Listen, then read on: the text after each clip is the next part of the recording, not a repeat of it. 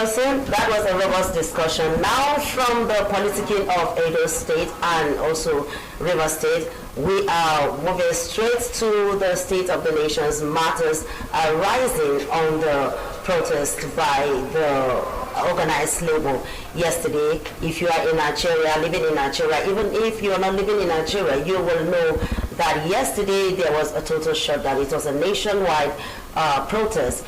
The offices of the Office of the Ministry of Power and NERC in Abuja here was picketed by organized labor, and same happened in other states of the country.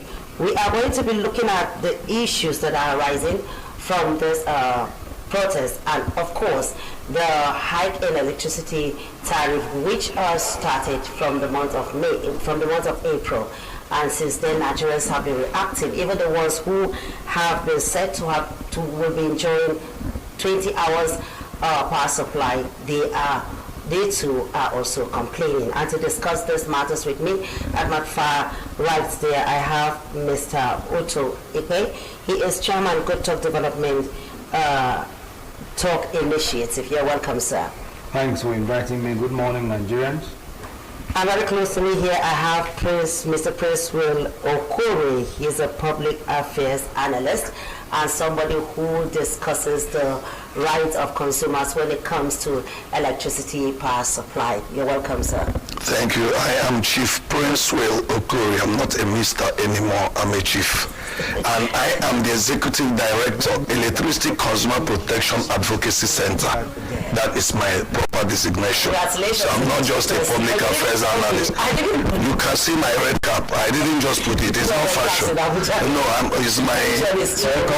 This is a titled cap. Thank you. Okay, now let's dive into the issues. There was this massive protest yesterday. I'm talking to you, Chief Prince Will. There was this massive protest yesterday. I would like you to analyze this protest side by side with the result they have yielded so far. What happened yesterday is a signal to the security agencies and intelligence community in Nigeria that the power sector is like going to lead to serious problems in this country if it's not handled well. Since 1 week, I've gotten calls from different people across the country. This morning, somebody called me from Imo State. He said in their estate, they contributed money. They bought transformer, bought pole, bought wire, connected electricity to their estate. The distribution company did not invest a dime. Now the distribution company is giving light to people in that area with the investment they made and collected money. They are at a loss as to how they will recover their investment. And nobody even enlightened them on the network expansion investment policy, which entails that if you invest in a network, you need to have an understanding with the distribution company to recover your money. But there is no policy enlightenment in this network expansion investment policy. So what you now see is that people go out of frustration because they need light. They will go and they need the light. And then the company will tell themselves, sign that you have donated it to the company. And the people ignorantly sign. And they take over the people's investment to make money. In another place in between, in the same Imo, a man is in trouble now because he produces water, sachet water. And he doesn't have light. He's looking for money to be able to get a transformer and things that will bring light to the community. He doesn't have the money. He's going to the bank to negotiate to get loan. So if the question now is, if he gets the loan from the bank, which he will pay back to put electricity in that place, how will he recover money to pay back the loan? And then the distribution company takes over this investment and begins to use it to make money, and he doesn't gain anything. Is a challenge. In Anambra, one young man has spent 35 million now to bring electricity to a community. And the distribution company hasn't put 1 naira. By the time that thing begins now, community people around that area want to make money. The EEDC will make money from this young man's investment. How will he recover his money? So the point I'm making, okay, look at the sector again. Under the metering policy, the meter access provider now provides that the consumer pays for the meter and recovers his money under energy credit. The question is, how many consumers have paid for meters under MAP? Can the NERC and the DisCos tell us the number of consumers that have paid for meter under meter access provider and how many they have refunded their money. That is one area. Apart from that, the same meter that the consumer is buying, there is meter acquisition fund included in the tariff that the consumers pay. Even in addition to this increase in tariff now, consumers are paying what they call meter acquisition fund, whereas they are the ones buying the meter. So where is the meter acquisition fund being put? What is it used for? On top of this again, the increased tariff that was done a year ago, so the last tariff increase before this one, was predicated. The DisCos made a request that the 59 billion naira that CBN brought as loan under National Mass Meter Program that was to be free. The loan was to be given to the DisCos to provide meter free for consumers. Now, how many consumers got this meter? The distribution companies made a request to NERC to approve for them that the reason for increase in tariff is that they want to recover the money so that they can get the money to pay back the loan to CBN. Now the question is, how can a consumer who didn't benefit from the loan be the one to be paying you to pay back to CBN? And then we have no consultations on this. No consultation on this Mr. Acquisition Fund. No consultation on this loan that they want to collect money from consumers to pay. Dr. Nnamdi Azikiwe said that what led to the fall of civilizations is the abuse of the people's rights. Now, the same consumers that are paying all this, now, we've not come out to tell Nigerians, there is what they call OPEX, operational expenditure. When these facilities get bad, who repairs them? Who pays for the repair? The same consumer pays for repair. Now, the same consumer that pays for repair is the same consumer you are increasing tariff for. Now they have capital expenditure. This year alone, AEDC has 59.4 billion as capital expenditure. And then what have they used it to do? How has the consumers benefited from these funds? You don't explain to us. All you tell us is OPEX and foreign exchange. OPEX and foreign exchange. By the way, if you look at the sector, what will stop if President Bola Tinubu is taking bold steps? I expect him to take bold steps that will affect the economy at a high level. But maybe at least do things that will really improve the lot of the Nigerian masses. For instance, why can't you review the gas policy? Why will gas be sold abroad and sold in foreign currency?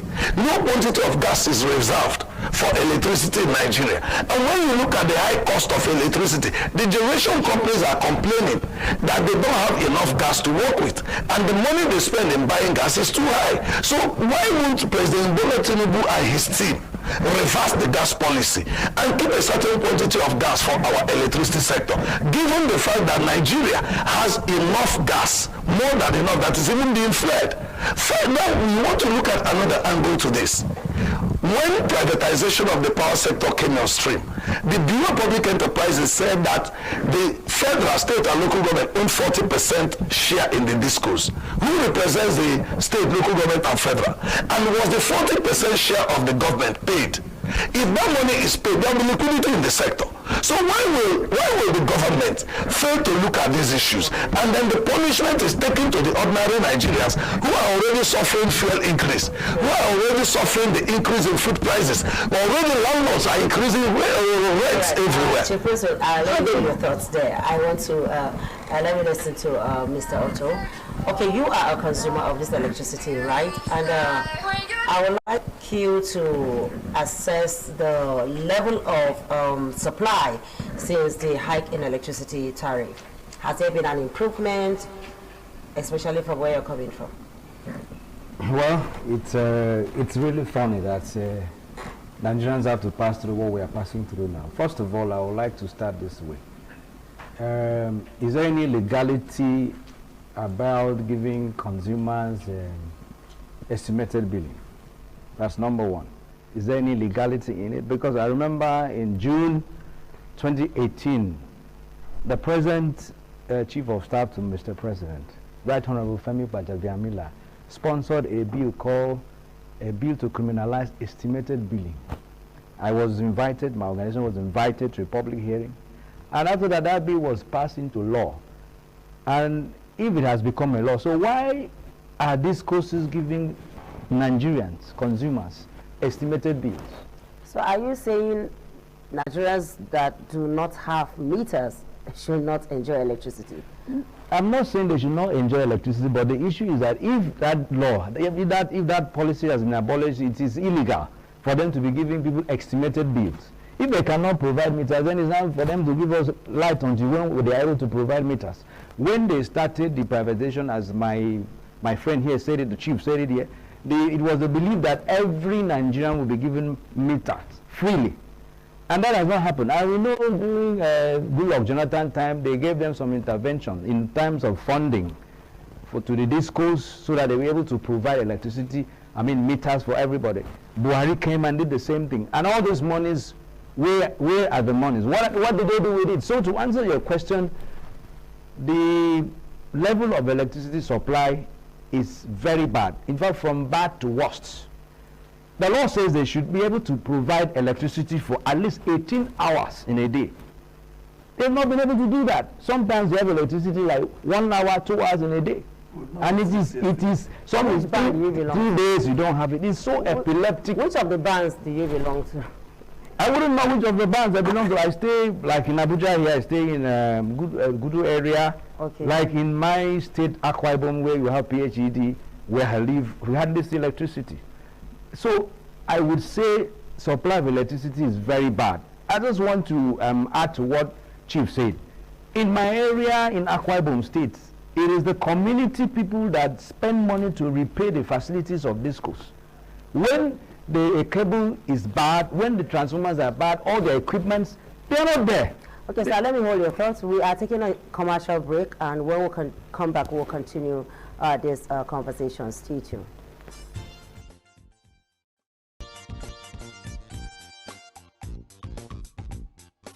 With Global, you order anything you want, and when you receive it, you celebrate it. Because when the grilled chicken is here, the weekend starts, and that key ingredient just in time. Receiving anything on Global deserves a dance. Order a Global and track it till you receive it in minutes.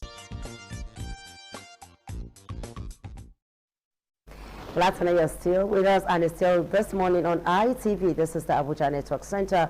We are in the middle of discussion concerning the hike in electricity tariff and also the outcome of that particular hike, which was the protest that we saw yesterday. Mr. Oster, you're still talking concerning the availability of power supply. Yes, as I said before the break, the availability of power supply across the country, or from what I have seen in the area I live in, my state and other places, is very bad. They are supposed to give electricity at least 18 hours. If you're increasing the tariff of electricity, you're supposed to give better services, but this is not what is happening. Nigerians are being shortchanged. Nigerians are passing through hell. It is an exploitative thing that they are doing. DisCos are not giving electricity the way they are supposed to give. The issue is this. Let me let people understand this. They buy electricity from the Gencos. But they are doing they are misers. It's just like if you are supposed to have like maybe, for example, 1,000 kilowatts for like, let me say in Abuja.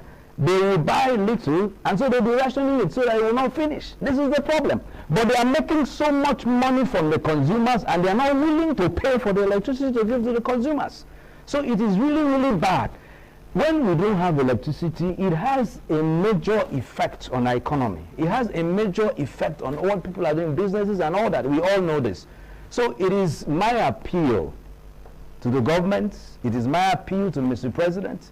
It is very clear, it is crystal clear that the DisCos are not capable. They don't have the capacity. These people were given licenses maybe on political reasons. They have never done this business anywhere. So it is my advice for us to move forward. It is my advice for us to move forward. They are not performing. When you say move forward, what actually do you mean? They should revert back to how it was before? No, for me to say move forward, these people that have been given licenses to so-called DisCos distribution company, they cannot perform. They should revoke their licenses.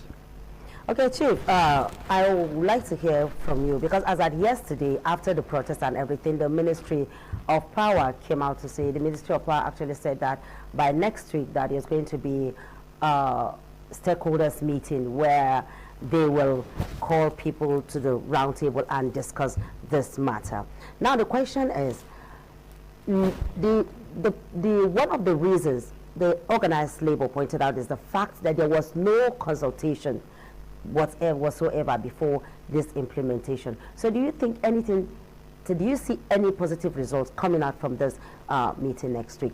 Even though organized labor said it is not sitting with anybody, that's TUC, until I have my I have my opinion, having worked in this sector since 2015 from the angle of consumer protection advocacy. Number one, who are you consulting?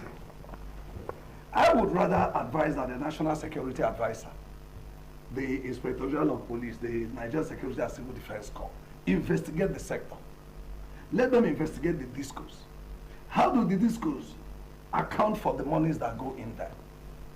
Number two, let the legislature, I have said this at the Senate public hearing the other day, and I've said it at the House of Reps public hearing. Let the legislative constituency offices be used as a springboard to generate information from the consumers. Because it is at that level you will know the challenge and what the people are going through. We can't sit in Abuja and take that decision. For instance, you hear NERC tell you there is metering gap of 7 million. What is the consumer enumeration in this country? How many consumers do we have? How many consumers pay this money? When you talk about lack of liquidity, the question is, how much is collected as revenue from non-metered consumers in this country and from the metered consumers? It's not something you will sit in Abuja and discuss. You wouldn't do that. So now, the Senate and the House of Reps need to initiate legislative investigative survey in their constituencies to get the real facts. Then the National Security Advisor, the Inspector General, because there is a nexus between this consumer abuse and exploitation and insecurity. Before you know it, it will be, some people are causing a breach of the peace. But why will government encourage private sector like the DisCos to exploit the consumers, cheat on the citizens, rob them and steal their facilities? And they come up and they have the boldness and effrontery to start saying of electricity theft, meter bypass, vandalism.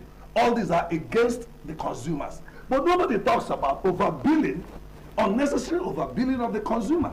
When they overbill you now, the NERC rule is that you should go and complain to the same person who deliberately overbilled you and wait for 15 working days before you escalate to NERC forum office. How long will you wait? Even when you said that when you escalate the matter, you shouldn't be disconnected, they disconnect you.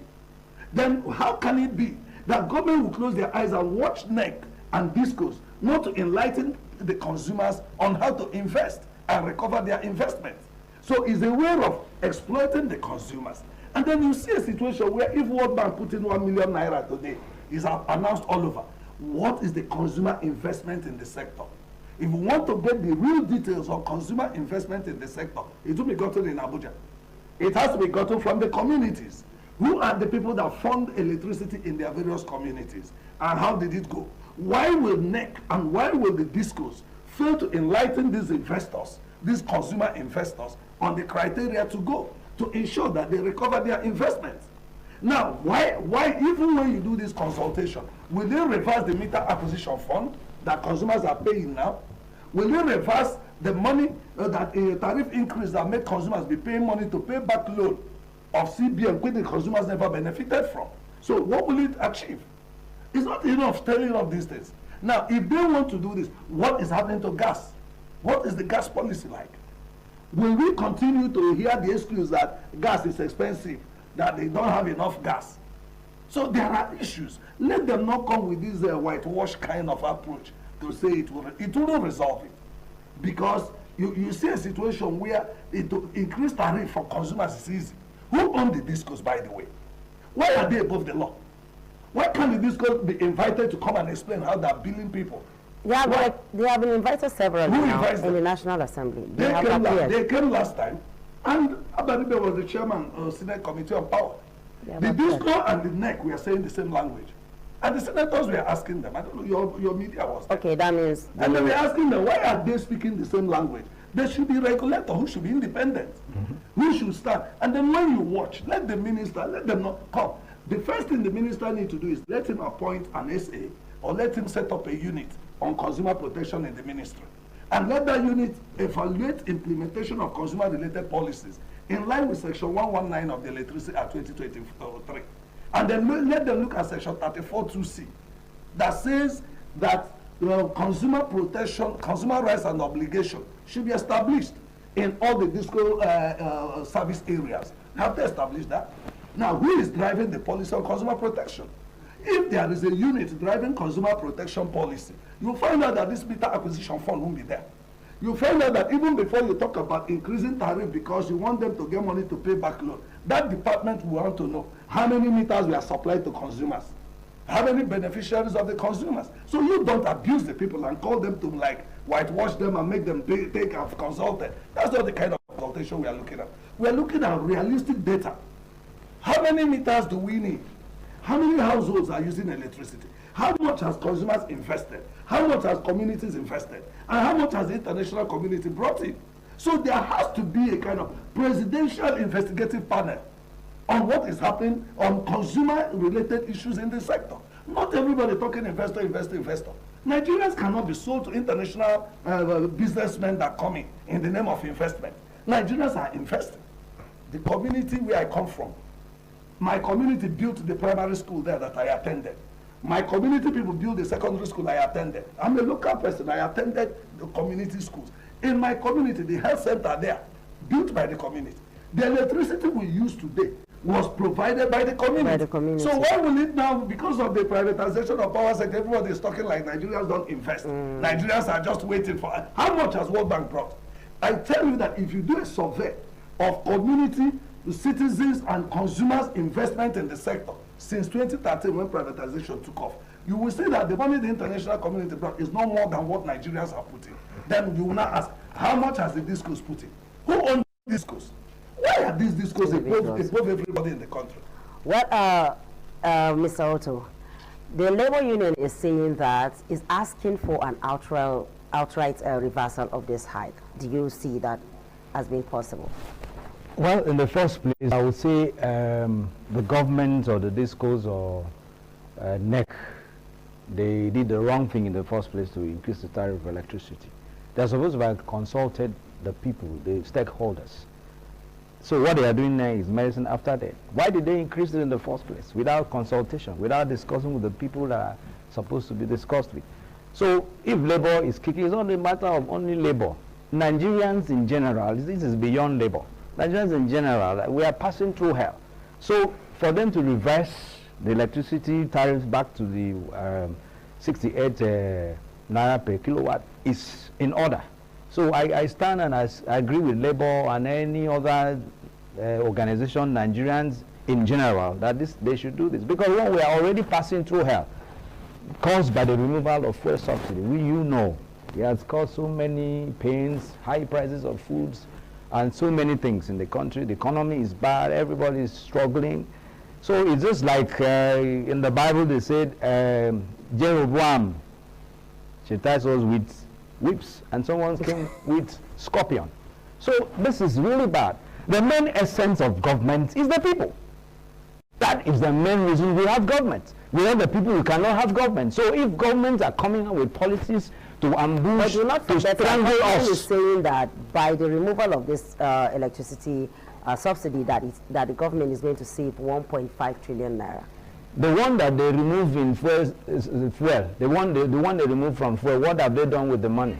It still come up with the issue again that our governors in our states, they have collected so much money because of this subsidy removal from fuel. What are they doing with the money? The point is Nigerians should ask questions. The Freedom of Information Bill allows us to ask questions as to how they are spending the money. The same way we should have questions concerning DisCos. The money that have been given to them over the years to provide meter to Nigerians freely. What did they do with? How many Nigerians have free prepaid meters? So it is not about whether what they did, they should reverse the issue of tariff rates. It is really wrong in the first place for them to have gone ahead to increase it without consulting the consumers. It is wrong. It shows the height of insensitivity of the government on the plight of Nigerians. It is totally wrong. Okay, Chief, what's the way forward? Because we have seen this happen back and forth. Before you answer it, there's another question I want to ask you.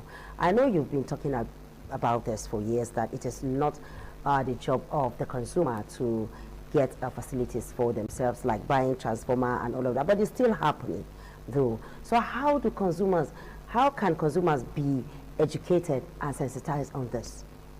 You see, when there is adequate regulation, when there is, Margaret Thatcher wrote a book, and in that book she said, when the risk of crime is reduced, many persons are encouraged to commit crime. That the people, even the law-abiding, will begin to commit crime because there is no punishment. The question is, how is the consumer protection related component of the Electricity Act implemented? Is it really being implemented? Is it, if you go to the ministry today, you have a department discussing generation, you have for transmission, you have for distribution. We've written letters severally requesting them to set up a unit on consumer protection. Now, if you don't set up that unit, okay, there's no unit on consumer in protection. The ministry, none, discussing, or even so that when the minister sits or the president sits, who discusses electricity consumer protection, and it has a major, in fact, if you look at the Electricity Act, the main reason for privatization is to serve consumers. It's predicated on the belief that when the consumers are well served, they will pay. Now, the consumers are not being served. The consumers are being shortchanged. The policies concerning them, like I've mentioned now, network expansion investment policy is a policy. How is it implemented? The meter access provider is a policy. How is it implemented? The national mass metering program that came up before was a policy. How was it implemented? The issue of approving OPEX and CAPEX for the distribution companies will impact on consumers. I'll touch on this buying of business. You know, you keep saying OPEX and CAPEX. Yes. What? OPEX is operational expenditure. Exactly. Operational expenditure they should use to repair these things that get spoiled, which consumers repair. Who is driving that policy? It's expected that if there is a consumer protection unit in the ministry, that or advisor to the president on electricity consumer protection, because the way it is now, president has a national metering initiative, presidential metering initiative. Why can't president have presidential electricity consumer protection initiative? I think it's more important, because if you have presidential electricity consumer protection initiative, it will be able to drive these policies. They should be able to monitor how the DisCos spend their capital expenditure money. How many transformers do they buy in a year? Because every year they approve this money for them. They approve money for them to acquire meters. They approve money for them to repair these facilities. How do they use them? So you have no unit, either in the presidency or in the ministry, that is driving these policies. So is it safe to say that the consumer is just left unattended to, and then seen like a cash cow? Every time it's increased and increased, and then nobody sits down to analyze how the policies that affect the consumers are being implemented. Because you should be able, as you're approving OPEX for the DisCos, the consumer unit should be able to look at what the DisCos are presenting. Apart from saying you've done consultation. After all, in these consultations, how many persons come? I've attended a DisCos consultation in Imo State some time ago. It was only their staff in that state that gathered in that room. Only 5 persons I went there with. We now saw that they were their staff. When we wanted to talk, they were angry. And then we noticed that what they did was to bring their staff together in that room and record them, and they show video that they've done consultation. That is not what we expect. Beyond this consultation, like the minister said they will do now, there has to be a unit, a desk, that will ensure that the policies that concern consumers are implemented, just like they ensure that the ones concerning transmission, the one concerning distribution, the one concerning generation. Nobody speaks for the consumer. If you are approving OPEX for operational expenditure for a year, the consumer unit should look at what the DisCos are submitting to know whether it is proper, given the data he has collected. That unit should be able to generate data from consumers at the various DisCos franchise areas and use it to check what they are presenting. But none is done. And then you go and approve a CAPEX for them, and they may not even buy up to 10 transformers in a year. They use it to buy vehicles for their offices. Use it to operational vehicles. Do their own. Operational vehicles. Whether it's I don't know. Is that what they need? If it's operational vehicles, why not buy transformer for the consumers? Why not repair transformers that are bad? As we speak today, do we know the number of transformers that are bad in Nigeria? Do we know the functional and non-functional transformers? Do we have data of the metered and non-metered consumers? These are the things that need to be done in the sector. Now, shouldn't the security agencies' attention be drawn when consumers are being treated in a way that is against the law? Section 15 of the Constitution tells you all form of corruption should be abolished. How are we abolishing corruption in the sector? We now see corruption in the sector being covered. It's not proper because there is no consumer protection unit or advisor to the president. So you now see that whatever the DisCos tell the minister and whatever the NERC and these people tell the minister, he takes to the president. And president will appoint the presidential metering initiative, a presidential power infrastructure committee, none for consumer protection. And it negates the principles of democracy. Because this country, section 14(2)(c), I asked the minister that I say participation of the people in their government shall be ensured. How are the people participating? The people are these consumers. And the president needs to know, the political class needs to know. These consumers that are being punished are the voters, they are the electorates, who will during election begin to evaluate how they've been treated in this sector, whether to vote or not to vote. And then the security agencies should know that if what the DisCos are doing is accepted, it's an indirect way of approving illegality and abuse of rights. And it is a crime. It's a crime that somebody invests and you collect his investment without refunding him, and you're using it to make money. And somebody invests his money, and people comes, you begin to use the person's investment to make money without refunding the person. What kind of investment model is that? Is the law made to punish the people? Is the law made to exploit the people? Or the law made to improve the welfare of the people? These are issues. Okay, Mr. Otto, I would like you to add your own, in your own way, what do you think government should do to alleviate the sufferings of Nigerians, especially at this time? Beyond the distribution of palliative. Well, last year, I think so, I attended there's an organization they call ANET, Association of Nigerian Electricity Distributors. In Uyo, they invited my organization. All these issues we are raising about consumers, we raised them, but as I'm talking to you, nothing has been done. Well, if you ask me what will government do to, alleviate the suffering of the people, one of the main things which is very important, very key to our survival is power.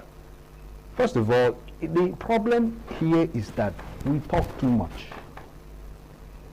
Talk is cheap. Like my organization motto is walk the talk.